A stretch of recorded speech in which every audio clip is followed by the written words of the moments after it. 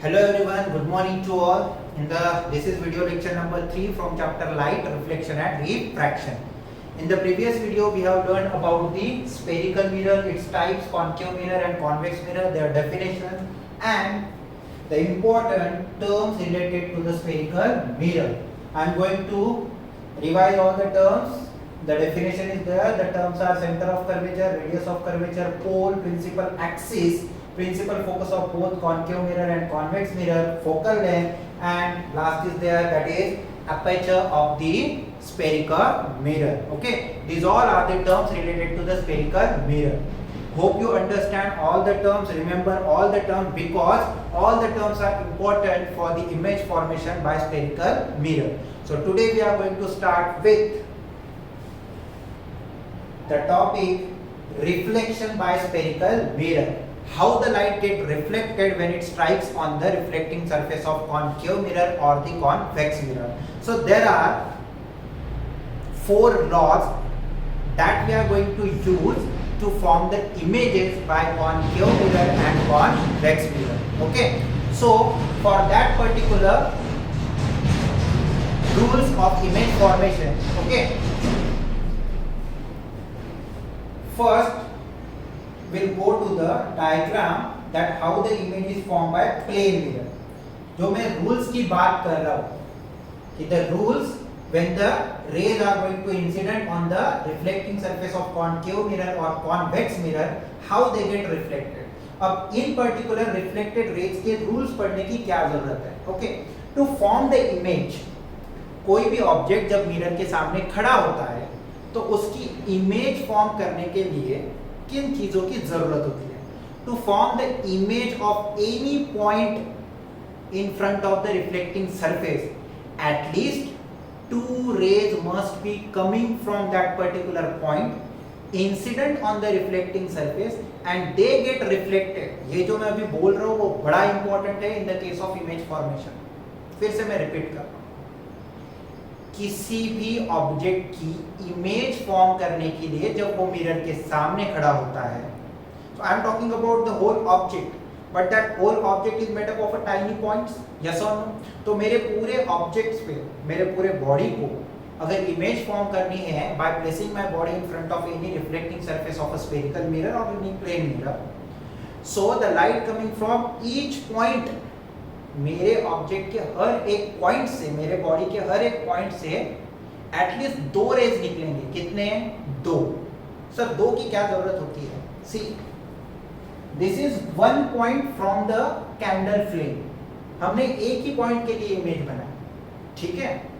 इस एक पॉइंट ने पूरी इमेज फॉर्म करके नहीं दी हमने एक पॉइंट की इमेज फॉर्म की और वही डायग्राम एक्सप्लेन करती है कि एक पॉइंट की इमेज अगर इस तरीके से बनी तो पूरे बॉडी में जितने भी पॉइंट्स है जहां से लाइट आ रही है वैसी ही इमेज बनेगी और पूरे कैंडल की आपको इमेज आपको यहाँ पे मिलेगी. हमने सिर्फ एक पॉइंट की इमेज बनानी है और उसी तरीके से लाइट बिहेव करेगा और पूरे बॉडी की इमेज फॉर्म करके देगा. तो हमें ये करते हुए सिर्फ एक टॉप मोस्ट पॉइंट और एक आपका बॉटम, मतलब ये वाला पॉइंट और ये वाले पॉइंट की ही इमेज फॉर्म करनी है और उसके बीच में जितने भी पॉइंट्स है वहां से लाइट आके वैसे ही बिहेव करेगा. वो हमारा कंसीडरेशन आ रहा है समझ में? अब आप बोलोगे कि ये पर्टिकुलर रूल्स को फॉलो करने के बाद इमेजेस बनेगा, ऐसा नहीं है. एक चीज इस पर्टिकुलर लाइट चैप्टर में पहले समझ लीजिए. कोई बंदा मिरर के सामने पहले जाके खड़ा हुआ, उसने खुद की इमेज उस मिरर में देखी और उस साइंस की पढ़ाई करने के लिए जब उसने सर्च किया, उसके बाद ये लॉज बने, उसके बाद ये इमेज के डायग्राम्स बने, रूल्स बने. तो वो इमेज बनने के बाद वो इमेज कैसे बनी होगी उसकी पढ़ाई करने के बाद we are getting this kind of rules. Are you getting me? तो हमें एक पॉइंट की इमेज बनानी है और एक पॉइंट की अगर इमेज मैं बना सकता हूँ तो बाकी सारे पॉइंट की इमेज उसी लॉज को फॉलो करते हुए बनेगी. Are you getting me? तो फिर एक पॉइंट की इमेज बनाने के लिए हमें एटलीस्ट 2 रेज चाहिए. कितने? 2. अब 2 ही क्यों? Because from that 1 point the 2 incident rays are striking on the reflecting surface of plane mirror and that particular rays get diverged. अब ये 2 rays diverge हुए, इधर तो कभी नहीं मिलेंगे. that's why to getting the point of intersection we extend them in a backward direction and here we are getting the point of intersection. मतलब एक पॉइंट से दो रेज निकलेंगे और रिफ्लेक्ट होने के बाद फिर से वो दो रेज जहां पे मिलेंगे वो पॉइंट पहले पॉइंट की क्या होगी, इमेज। एक पॉइंट से रेज निकलेंगे, मिरर उन्हें रिफ्लेक्ट करेगा, रिफ्लेक्टेड रेज फिर से जिस पॉइंट पे मिलेंगे वही उसकी क्या होगी, इमेज। इसलिए एक पॉइंट से एटलीस्ट कितने रेज निकलने चाहिए, दो, और रिफ्लेक्टेड रेज का क्या होना चाहिए, point of intersection that forms the image. Are you getting me? इसलिए वो रेज किस तरीके से बिहेव करेंगे, वो behaviour of the rays of light when they strikes on the concave और convex mirror, that are nothing but our next topic, that is reflection by spherical mirror. Now in this particular slides we are going to learn how the light is behave when it strikes on the reflecting surface of concave or convex mirror. See the first law. The law said that, see the definition, see the particular law. In a concave mirror, ray of light parallel to the principal axis. डाल देते हैं ray of light parallel to the principal axis. अब आपको पीछे सवाल पूछा है, if the ray of light parallel to the principal axis after reflection from a concave mirror, ये कैसे रिफ्लेक्ट होगा? So ये रिफ्लेक्ट होगा, after reflection it passes through the focus. This is the rule. When the incident ray is parallel to the principal axis, after reflection passes through the focus. ये हो गया rule. अब सवाल बनता है, ऐसा क्यों? अगर इंसिडेंट रे पैरेलल रहा प्रिंसिपल एक्सिस को, तो रिफ्लेक्शन के बाद वो फोकस से ही क्यों जाता है, ये रूल क्यों है? सो द डेफिनेशन और we can say explanation of this particular rule. अब इधर ध्यान दो, ये मैं एक्सप्लेन करने जा रहा हूं। This is our concave mirror.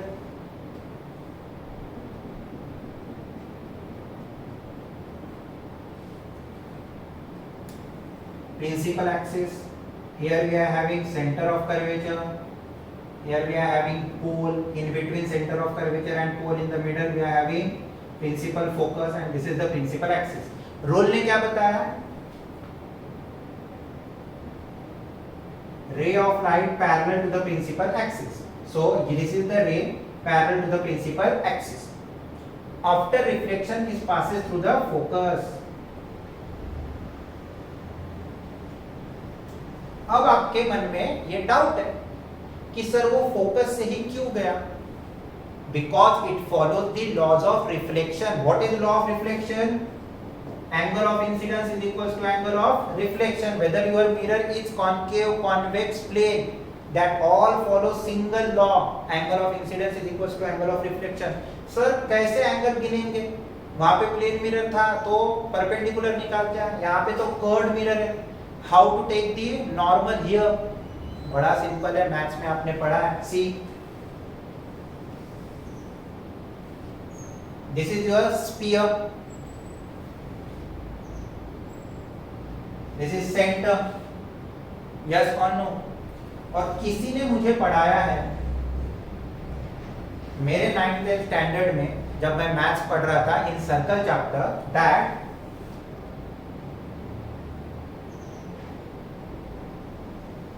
the line passes through the exterior part of the circle and goes through the point on the circumference. Okay, such line is called as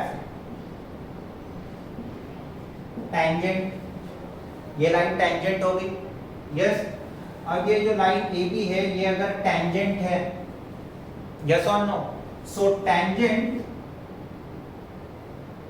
और ये हो गई रेडियस, इसको नाम ले लेता हूँ, कोई पॉइंट मान लो CD. So CD is the radius and AB is the tangent. तो ये हमें पढ़ाया गया है मैथ्स में that tangent always perpendicular to the radius. Yes or no? Tangent is always perpendicular to the radius. अब मैंने क्या किया, इसी का मिरर बना लिया।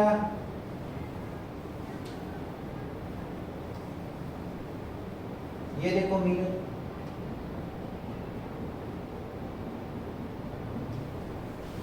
ये सेंटर, ये कौन हो गया, pole, this is radius and radius makes 90 degree angle with the tangent.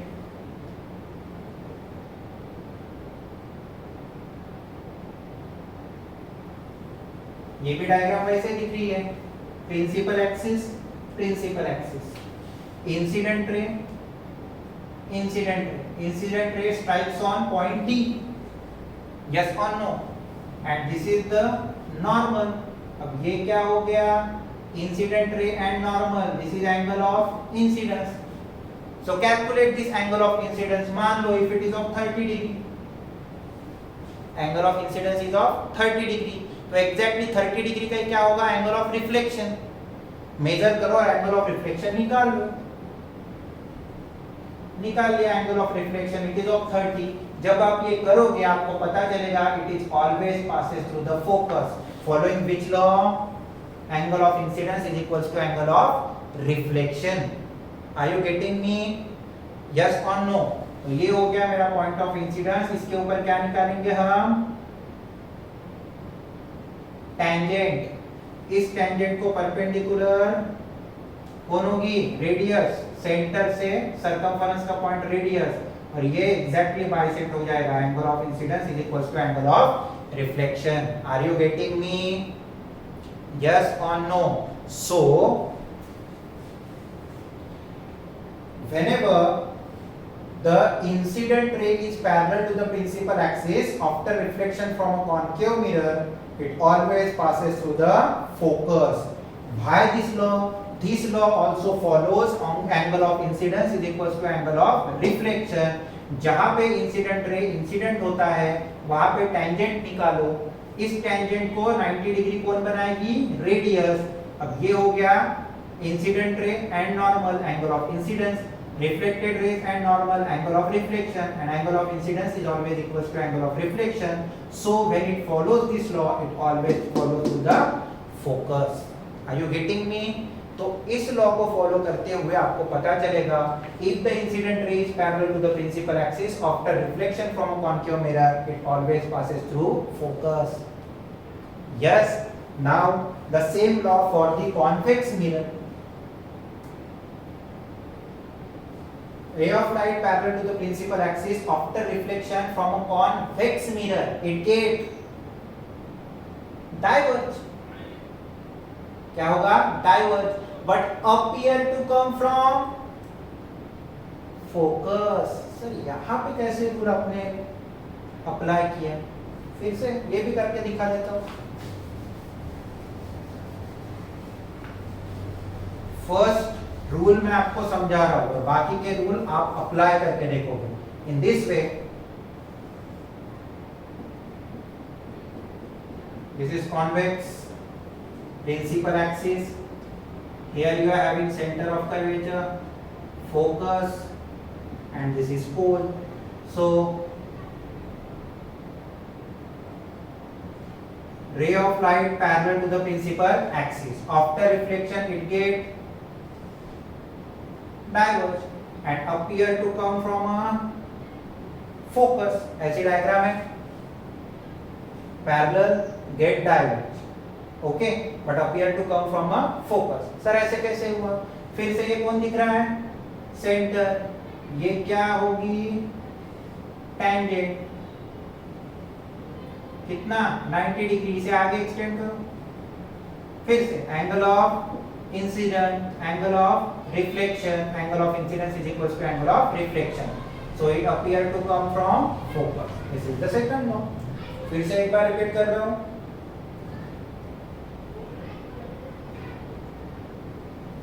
In a concave mirror, ray of light parallel to the principal axis after reflection passes through focus.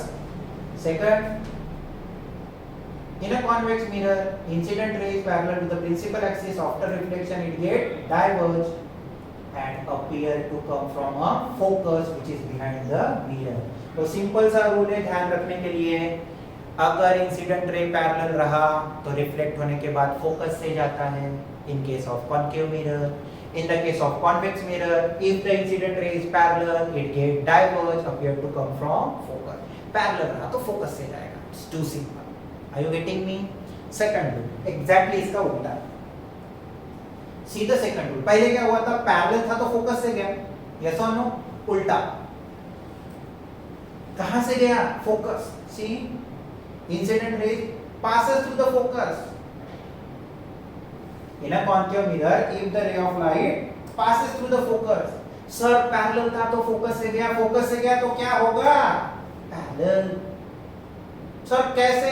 पकड़ो इस centre को, join कर दो line, centre of curvature से line join की, normal बन गई, ऊपर का एंगल ऑफ इंसिडेंस, नीचे का एंगल ऑफ रिफ्लेक्शन। फिर से सेम, अब घूमने करके बताऊंगा नहीं, इस सेंटर को पकड़ लेना, ऐसी डॉटेड लाइन बना लेगा, इस पर्टिकुलर एंगल को बाइसेक्ट कर देगा, angle of incidence is equal to angle of reflection. Sir दूसरा लॉ क्या बताता है? दूसरा लॉ बताता है if the light passes through focus after reflection from a concave mirror it is parallel. Parallel रहा तो फोकस से जाएगा, फोकस से गया तो पैरेलल आएगा। Too simple. In the case of convex mirror, अक्सर कैसे? इधर तो फोकस है ही नहीं, तो पीछे से कैसे लाइट आएगी? पीछे से लाइट नहीं आएगी। इधर थोड़ी ना ऑब्जेक्ट रखोगे तो लाइट फोकस से जाएगी। मिरर के पीछे ऑब्जेक्ट रखेंगे क्या? नहीं। तो फिर कैसे सर? इसमें तो फोकस आगे था तो passes through the focus. What is in the case of convex mirror? See sir ये तो नहीं गया फोकस से, but it is directed towards focus. अगर आगे लेके जाता हो तो it is directed towards focus. Focus से गया तो पैरेलल, फोकस की तरफ डायरेक्टेड रहा, so after reflection it get parallel to the principal axis. हो गया। सेकंड रूल भी बड़ा सिंपल है, पैरेलल रहा तो फोकस से जाएगा, first rule. Second rule, focus से गया तो कैसे आएगा? Parallel, exactly inverse. Are you getting me? It's too good. Now the third one, third तो काफी इजी होगा शायद, और इसका आंसर आप दोगे। सी, if the ray of light passes through the center, if the ray of light passes through the center after reflection, it reflects along with the same path, जिस path से आया था उसी पाथ से वापस। सोचो क्यों? in the case of convex mirror, if the ray of light extended directed towards center after reflection reflects back along with the same path, centre से जाएगा तो सेंटर से ही वापस आएगा। ऐसा क्यों? Now pause the video, think about it, और video को पॉज करने के बाद, सोचने के बाद खुद के आंसर के साथ मेरा आंसर मैच होता है या नहीं वो जज करना है। पहले देख मत लो, पहले सोचो वीडियो को पॉज करके। Now this is the answer.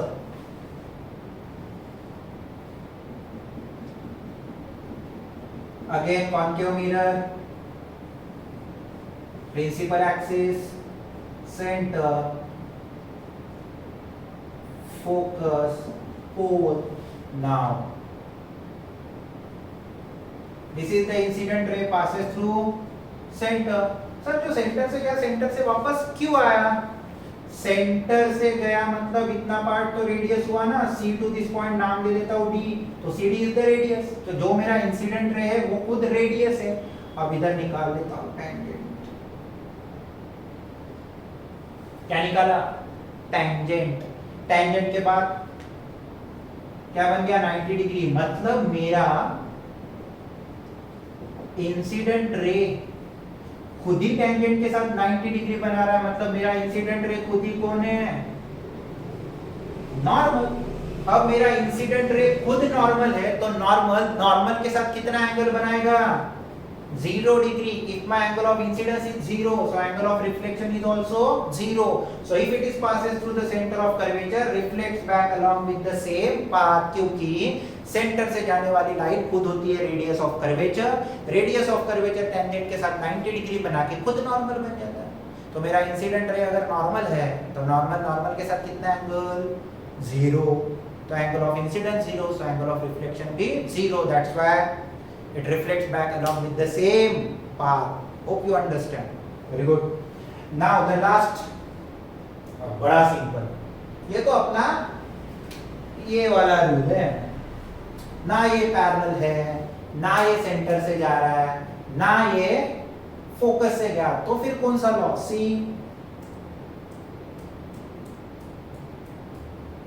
simple one. If it strikes on the pole, angle of incidence is equals to angle of reflection. Here also angle of incidence is equals to angle of reflection. ये एक ही law है, बस इस एक law को तोड़ मरोड़ के 4-5 लॉ बना दिए हैं, but the basic law is angle of incidence is equals to angle of reflection. अब हमारे पास 4 रूल्स है, 4 तरीके से हम रेज को इंसिडेंट कर सकते हैं on the reflecting surface of whether concave mirror or convex mirror. Now by utilizing these four different types of rays incident on the reflecting surface of concave mirror, here we are going to utilize the rules and forms the images from concave mirror and convex mirror. Hope you understand all the four rules. Now utilizing these four rules for the image formation.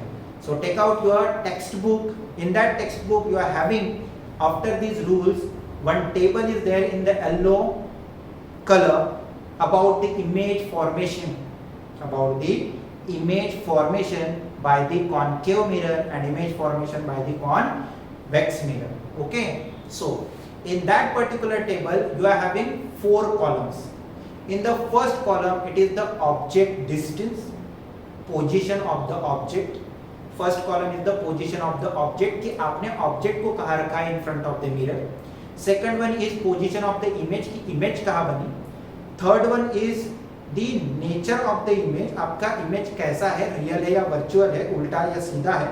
And the last one is size of the image, छोटी है, बड़ी है या same size की.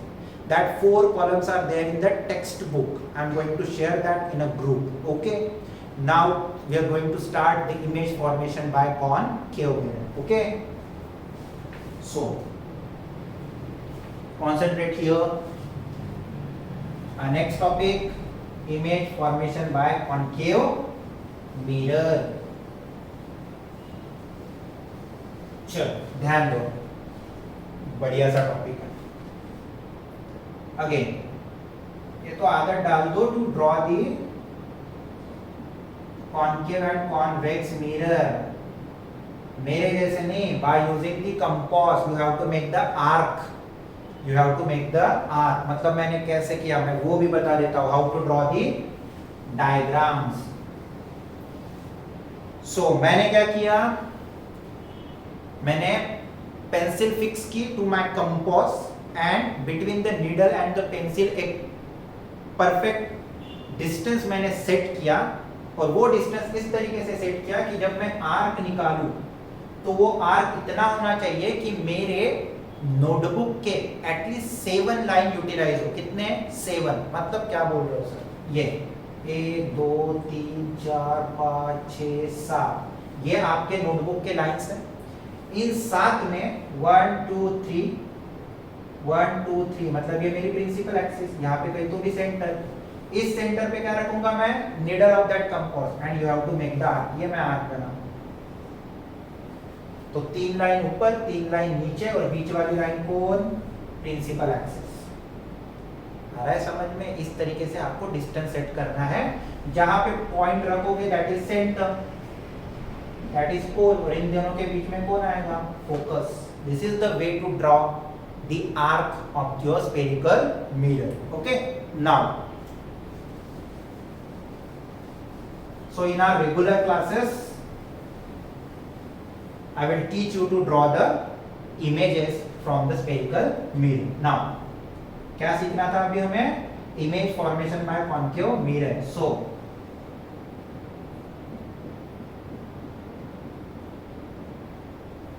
this is our concave mirror.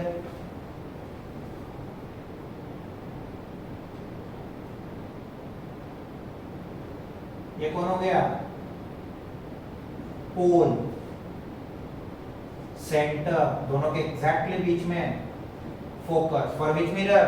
Concave mirror. Now in the case of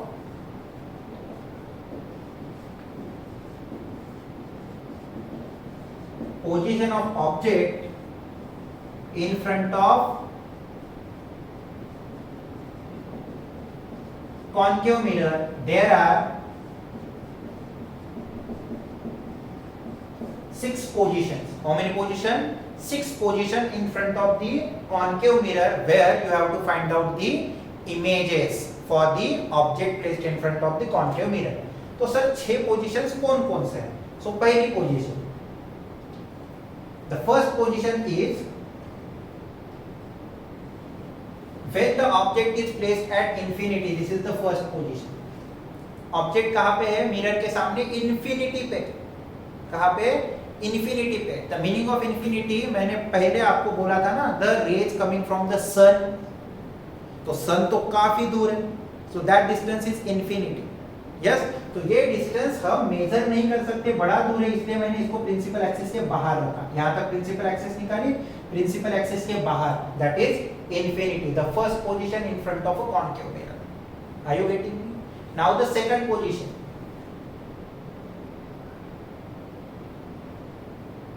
this is second position called as, the first one is infinity, second position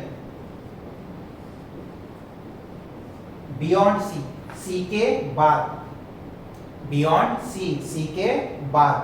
कैसे पता चलेगा sir? मान लो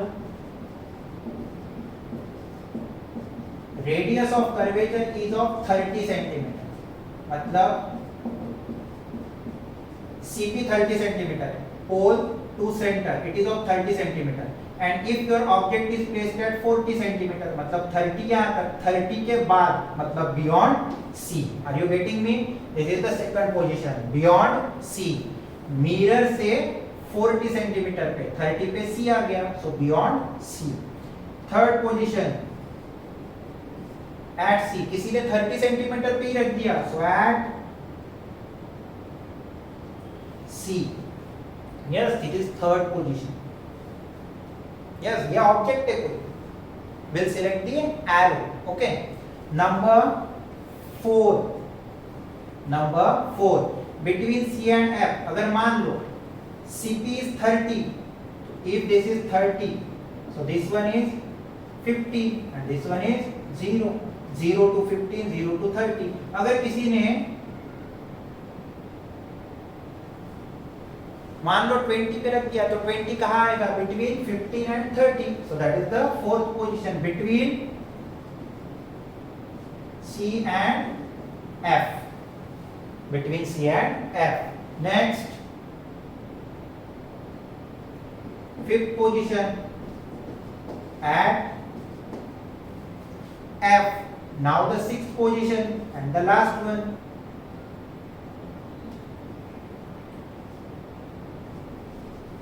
between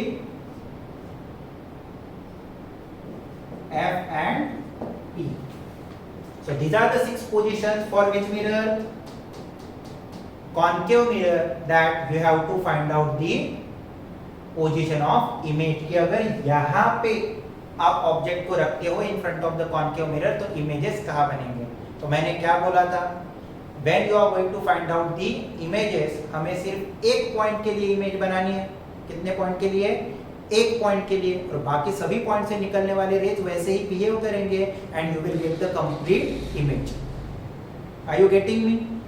किसी एक ही पॉइंट के लिए आप इमेज बनाओगे तो वो पॉइंट क्या होगा, ये भी समझा देता हूं मैं आपको। मान लो if the object is placed beyond C, so the upper point is A, the lower point is B, so this is the topmost point A, you have to form the image for A। this is the bottom point B, you have to form the image for B। और इस A और B को भी जोड़ देंगे, A की image बनेगी, B की इमेज बनेगी, और उन इमेजेस को जोड़ेंगे तो आपको पूरे ऑब्जेक्ट की इमेज मिल जाएगी। तो आपको सिर्फ पॉइंट A और पॉइंट B की इमेज देखनी है और उन्हें जोड़ देना है। Are you getting me? जब आप डायग्राम देखोगे क्लियर हो जाएगा। So these are the 6 positions in front of the concave mirror where you have to find out the position of image। now see the diagrams, बड़ा easy है। so center, focus, pole, this is object।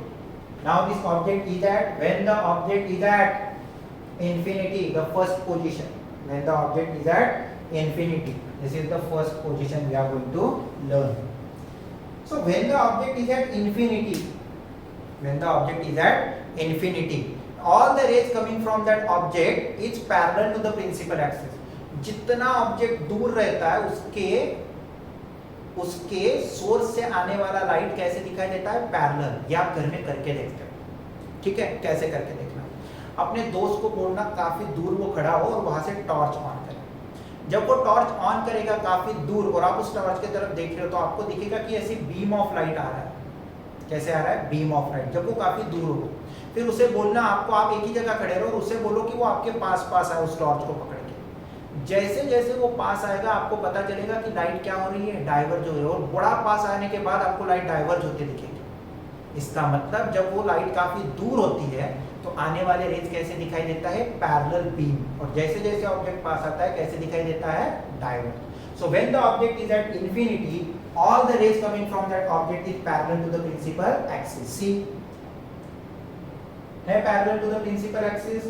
अब यहाँ पे दो rule use हुए। कितने rule use हुए, दो। मैंने बोला था ना कोई भी दो रूल यूज करने पड़ेंगे, शायद आपको दिख भी रहे। This is parallel to the principal axis, this is parallel to the principal axis, first rule।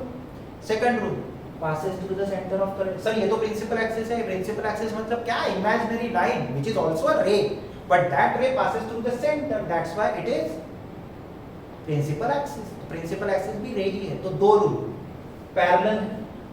Parallel है और ये सेंटर से गया है। तो when the rays parallel to the principal axis after reflection passes through focus, centre से गया तो सेंटर से वापस जाएगा, पैरेलल आया तो फोकस से जाएगा। तो हम देखते हैं अभी पॉइंट ऑफ इंटरसेक्शन कहाँ मिलता है, see the point of intersection मिल गया।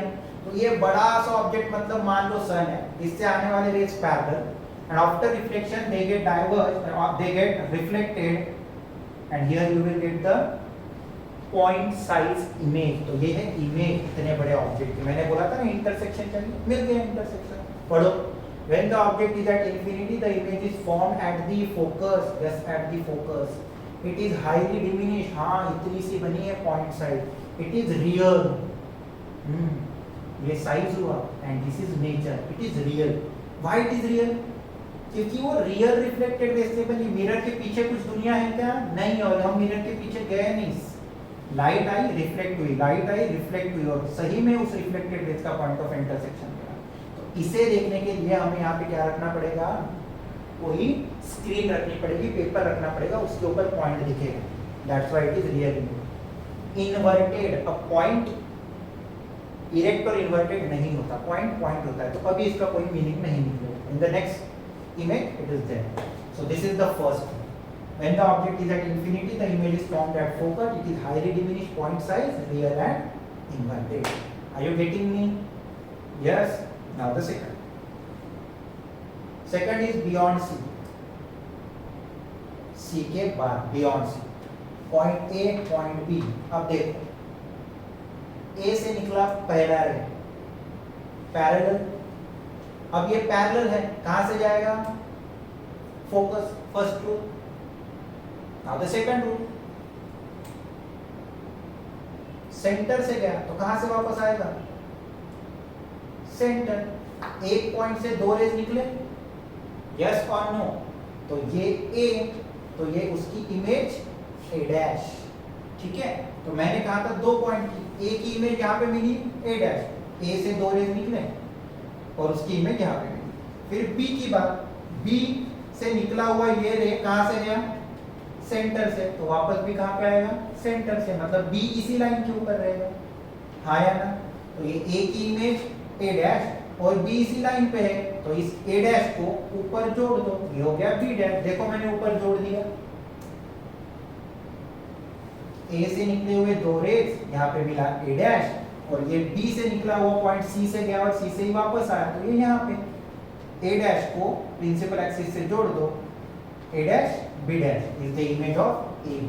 अब इस इमेज को कैसे देखूंगा मैं, when the object is beyond C, the image is formed between C and F, the image is formed between C and F। Object बड़ा दिख रहा है, इमेज छोटी है, so it is diminished। और ये मिरर के सामने है, तो इसे देखने के लिए किसकी जरूरत पड़ेगी, स्क्रीन की जरूरत पड़ेगी, so it is real और inverted.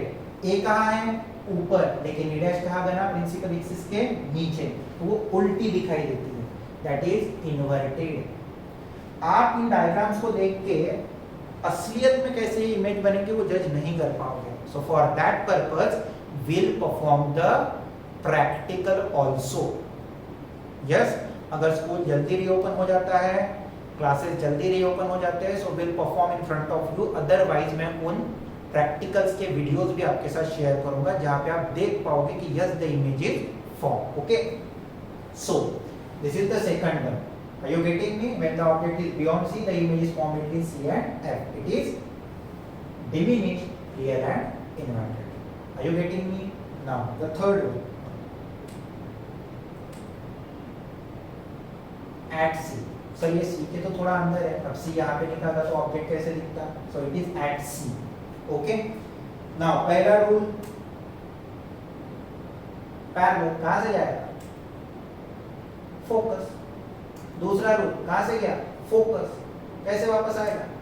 Parallel. Here the point of intersection. Image is form. ये A, ये A डैश और B उसी जगह पे है. तो क्या लिखा है? When the object is at C, the image is also formed at C. It is same size of the object, real and inverted. Mirror के सामने रियल, उल्टा इसलिए inverted. Yes. Now the fourth one. Between C and F. Parallel, focus. Focus, parallel. A dash, B dash. अब object छोटा और image बड़ी होती है. Yes, again it is real and inverted beyond C. समझ में आ रहा होगा शायद.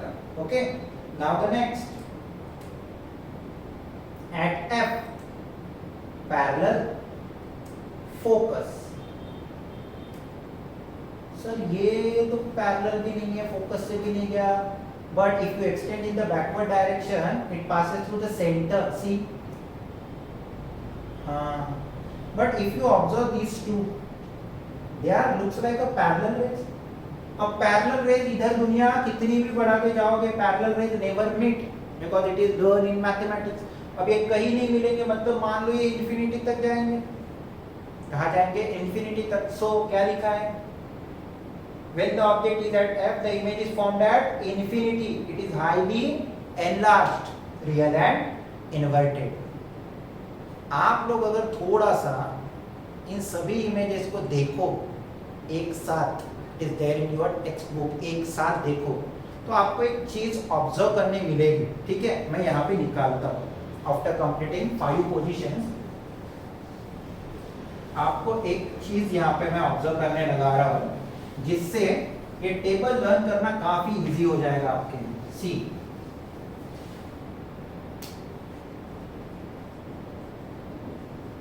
Position of object and here position of images. 1 2 3 4 5 6 बाद में पढ़ेंगे. पहली पोजीशन एट इन्फिनिटी. ऑब्जेक्ट कहाँ पे था? इन्फिनिटी पे. तो इमेज कहाँ पे बनेगी? At focus. इमेज कैसी थी? Diminished point size. यस और नो? ऑब्जेक्ट इन्फिनिटी पे था तो इमेज फोकस पे बनी थी. ठीक है, अब ऑब्जेक्ट फोकस पे है तो इमेज एट इन्फिनिटी. देखो इस तरीके से पढ़ाई करनी है. Object at infinity so image at focus. Object at focus so image at infinity. Diminished point size था और अब ये हाईली एनलार्ज्ड, काफी बड़ा. समझ में आ रहा है? Reverse infinity focus, focus infinity. Number 2 beyond C, so the image is formed between C and F. It is diminished. It is diminished. Now the fourth one. Now the object between C and F. So image beyond C. Now it is enlarged. समझ में आ रहा है? Beyond C object. So image between C and F. Now object between C and F. So image beyond C. पहले वो diminished. So now enlarged. And the last one. at C same size है easy. अब इसे remember करना काफी easy हो गया। Are you getting me? Yes और नो? अब तक हमारे सारे इमेजेस कैसे हैं? रियल। सारे इमेजेस कैसे हैं? इधर नहीं दिख रहा होगा शायद आपको। अब तक के ये सारे इमेजेस कैसे हैं हमारे? Real and inverted. Real and inverted. Now we'll see the last position of which mirror? Concave mirror.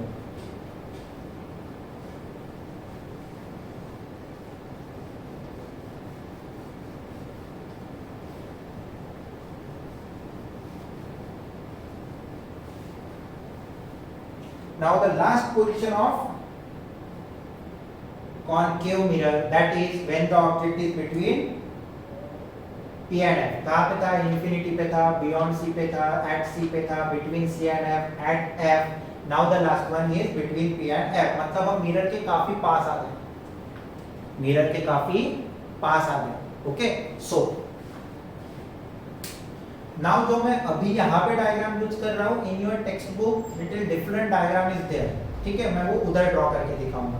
But you will get the, आप कोई भी चार में से रूल यूज कर लो, you will get the image at the same position. Okay, but हमें board में वही डायग्राम निकालनी है which is there in the text book, not this. Parallel, focus. अब ये डायग्राम क्यों नहीं? आप बोलोगे सर फोकस से कैसे जाएगा? इधर नहीं गया तो भी चलेगा, क्योंकि आपको पता चलेगा इमेज कहाँ पे बन रही है। ठीक है सर, ये सेंटर। हाँ, अब सोचने वाली बात है। When the two rays coming from the point A after reflection, now they are diverging. ये ऊपर नीचे जा रहे हैं एक दूसरे से दूर। So in front of the mirror वो तो कभी नहीं मिलने वाले। Yes, in front of the mirror अगर वो कभी नहीं मिलने वाले, so now we have to extend them in backward direction just like a plane mirror। याद आ रहा होगा कैंडल की में। So when we are going to extend them in a backward direction, what will happen? See. Done? Here we will get the point of intersection. Now see the image is formed. अब A ऊपर है, A dash भी ऊपर है और B principal axis के ऊपर है। ऑब्जेक्ट छोटा दिख रहा है और इमेज बड़ी दिख रही है। शायद ये वही ग्लास है जो मैग्नीफाइंग ग्लास मिरर की बात कर रहे हैं अभी, तो मिरर में वो काफी बड़ा दिखाई देता है।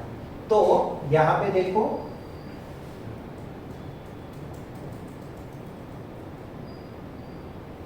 ये वो पोजीशन है। आपके डेंटिस्ट क्या करते हैं? आपके डेंटिस्ट उस मिरर को आपके मुंह में डाल देते हैं और वो टीथ के इतने पास लेके जाता है कि वो लास्ट पोजीशन बन जाती है। कौन सी? ये वाली पोजीशन। मतलब ये आपके टीथ है और ये डेंटिस्ट ने वहां पे कौन सा मिरर रखा? कॉनकेव मिरर रखा। यस, तो उस मिरर के अंदर आपका छोटा सा दांत कैसे दिखाई देगा? बड़ा। तो फिर मुंह के अंदर डालने की जरूरत क्या है? To get the last position between P and F पास में, इसलिए वो मुंह के अंदर डाल देते हैं। And then they will get which position? Last position. And आपका दांत बड़ा दिखाई देता है। See, from behind the mirror, मतलब मिरर के अंदर दांत दिखाई देता है। It is enlarged virtual. Now what is virtual? Behind the mirror. इसके लिए स्क्रीन की जरूरत है क्या? डेंटिस्ट स्क्रीन रखते हैं क्या? नहीं। They get the image in the mirror and it is erect, सीधा दिखाई देता है। Are you getting me? ठीक है, सो बस इस लॉ की जगह एक दूसरा लॉ आपके टेक्स्ट बुक में यूज किया है। You have to draw the diagram with that, again you will get the same image. Are you getting me? So these are the 6 positions when the object is placed in front of the concave mirror. In the next video we will get the image formation by convex mirror, uses of concave and convex mirror, and also will start with the numericals. Hope you understand the image formation by concave mirror. Okay, thank you so much for your listening.